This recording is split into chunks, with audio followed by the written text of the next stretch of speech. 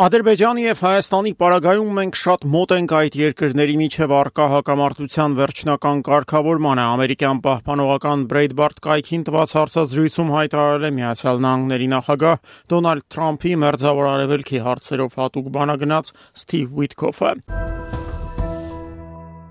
Սաուդյան Արաբիայի մայրաքաղաքում այսօր կայացել են Միացյալ Նահանգների նախագահ Դոնալդ Թրամփի և Սիրիայի ժամանակավոր ղեկավար Ահմեդ Ալ-Շարայի բանակցությունները։ Դրանց շեմին Սպիտակ տան ղեկավարը հայտարարել է, որ պատրաստվում է չեղարկել Սիրիայի դեմ սահմանված ամերիկյան պատժամիջոցները։ Բանակցություններին մասնակցել է նաև Սաուդյան Արաբիայի թագաժառանգ Մոհամմադ բին Սալմանը, Անադոլու գործակալության փոխանցմամբ բանակցություններին հեռավար կապով Անկարայից միացել է նաև Թուրքիայի նախագահ Ռեջեփ Թայիփ Էրդողանը։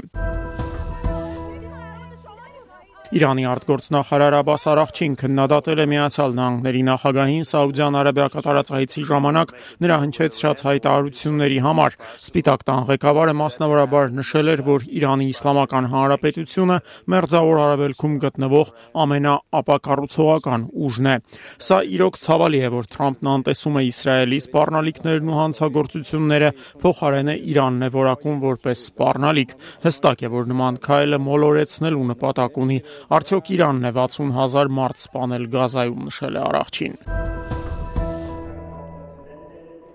Գերմանիան կօգտագործի իր տրամադրության տակ եղած բոլոր անհրաժեշտ ֆինանսական միջոցները երկրի զինված ուժերը Եվրոպայում կոնվենցիոնալ սպառազինությամբ զինված ուժեղագույն բանակի վերածելու համար։ Այսօր Բեռլինում նորանշանակ կառավարության առաջին նիստի ժամանակ հայտարարել է դաշնային կանցլեր Ֆրիդրիխ Մերցը։ Մեր նպատակը Գերմանիան և ողջ Եվրոպան այն աստիճան ուժեղացնելն է, որ ստիպված չլինենք դիմել զենքի օգնությանը, հավելել է գերմանական կառավարության ղեկավարը։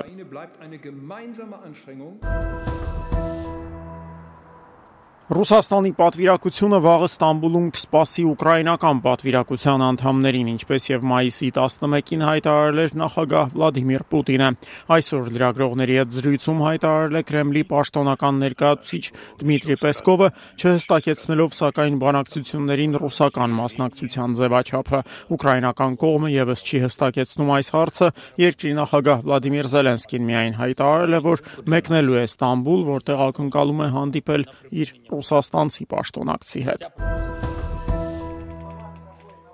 Ռուսաստանցի հայտնի իրավապաշտպան ընտրությունների դիտարկմամբ զբաղվող Գոլս կազմակերպության ղեկավար Գրիգորի Մելքոնյանցը դատապարտվել է 5 տարվա ազատազրկման։ Մոսկովյան դատարանը նրան մեղավոր է ճանաչել անցանկալի կազմակերպության հետ համագործակցության համար։ Ռուսաստանի դատախազությունը պնդում է, որ Մելքոնյանցի ղեկավարած կառույցը համագործակցել է Չեռնոգորիայում գրանցված ընտրությունների դիտորդական կազմակերպությունների եվրոպական ցանց կազմակերպության հետ, որը պաշտոնական Մոսկվան անցանկալի կառույց է ճանաչել։ Մելքոնյանցը իրեն ներկայացվող մեղադրանքը չի ընդունել, նշելով, որ Գոլսը եվրոպական ցանցի հետ համագործակցությունը դադարեցրել է այն բանից անմիջապես հետո, երբ Ռուսաստանի արդարադատության նախարարությունն այն ընդգրկել է անցանկալի կազմակերպությունների ցանկում։